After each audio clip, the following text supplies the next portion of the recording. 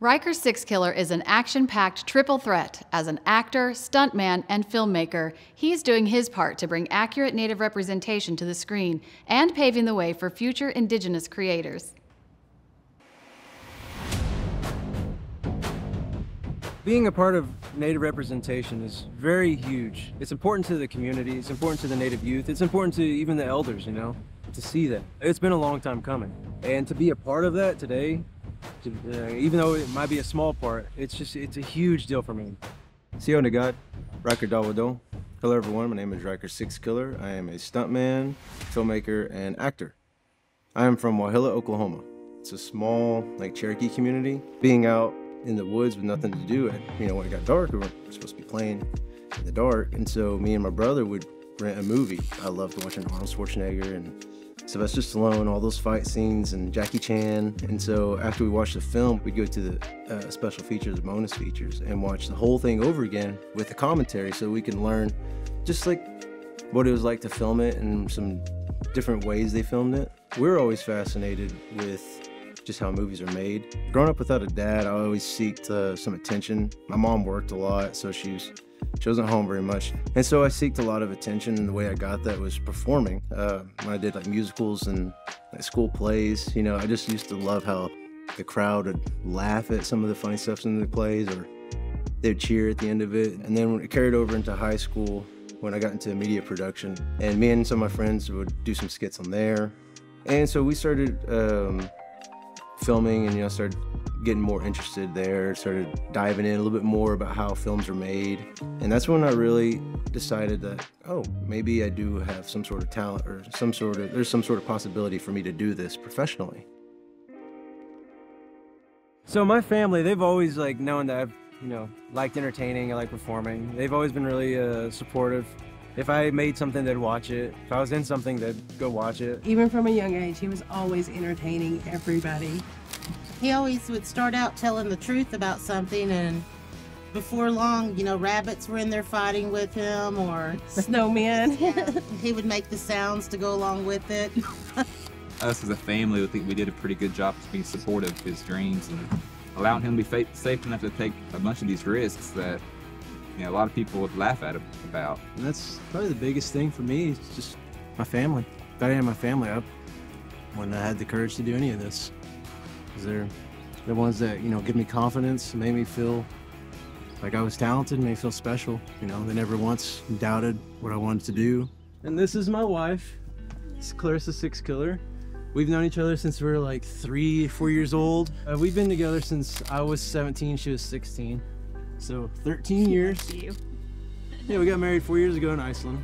Because of her, I was able to, pursue acting and stunts, and take some time off from, a real job. Everyone always tells you when you have a kid that, your life changes, and I don't know. I guess you just have to experience it to really believe it. Everything changed. The way I look at everything changed. The way I think about things, everything has to work around my family now, for me. So one of my first paid positions in the film industry was as a grip. I was hired by Amp Equipment based here in Tulsa, Oklahoma. Shortly after Amp Equipment, I was hired by Ryan Redcorn and Joseph Brown Thunder, who are the owners of Buffalo Nickel Creative, which is an ad firm where I did cinematography, film editing, grip. They do a lot of amazing work, highlighting Indigenous stories and voices all over the country.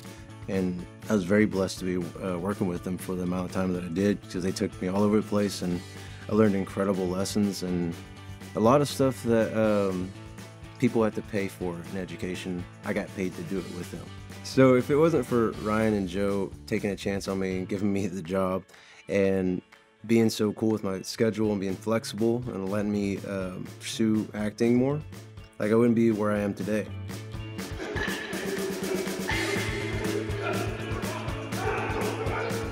The production in whole, is just completely fascinating to me. I love everything about it, because every position is important. So everyone has to come together and build this cohesive unit in order to, make this art. And I've been fortunate enough to work a few positions, but I'd have to say my favorite one is stunts. I love directing, I love editing, I love acting. But yeah, Stunts is my number one. All right, Andy, sit back. Awesome, Thank you. Camera pulls back. I step forward.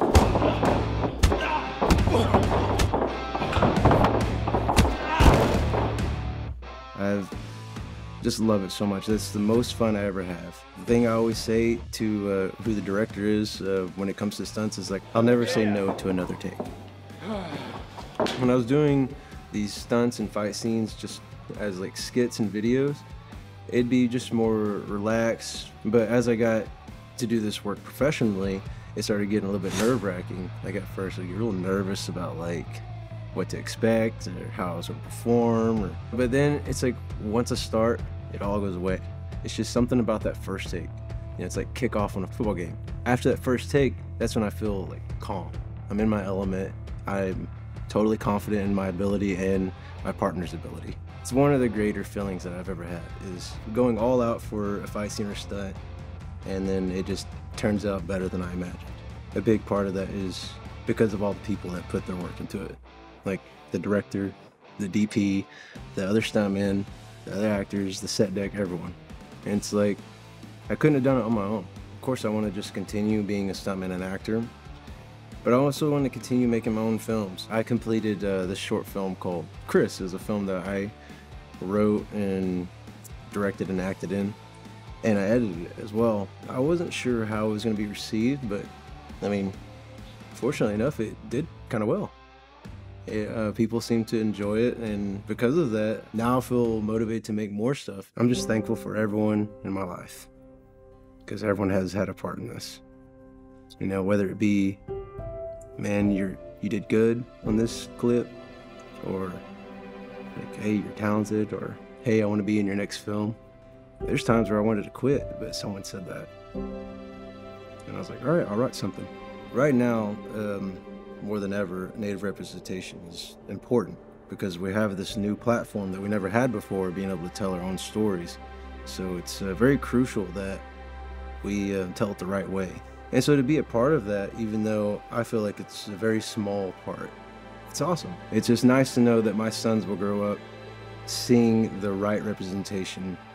I feel like in indigenous communities, everyone just naturally loves working together, because that's like embedded in us, you know, that's how we live. We live together, we work together, and we thrive together. I think naturally, that's just what you're gonna find on indigenous set. And every indigenous set that I've been on, that's what I found, that's what I've experienced. We just love being around each other, and we just have a good time. To be in this industry and to be Cherokee is an honor, but it's also a responsibility.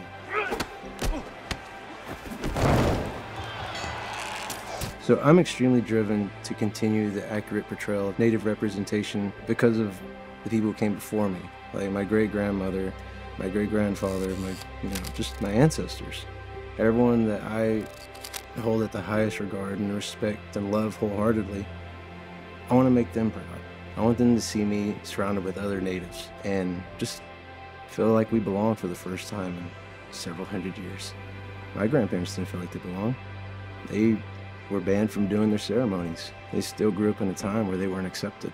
Some of my family still experienced that when I was a kid, and still today, still see it. But now it's our time, and it's pretty cool. And I don't think anyone's gonna let up.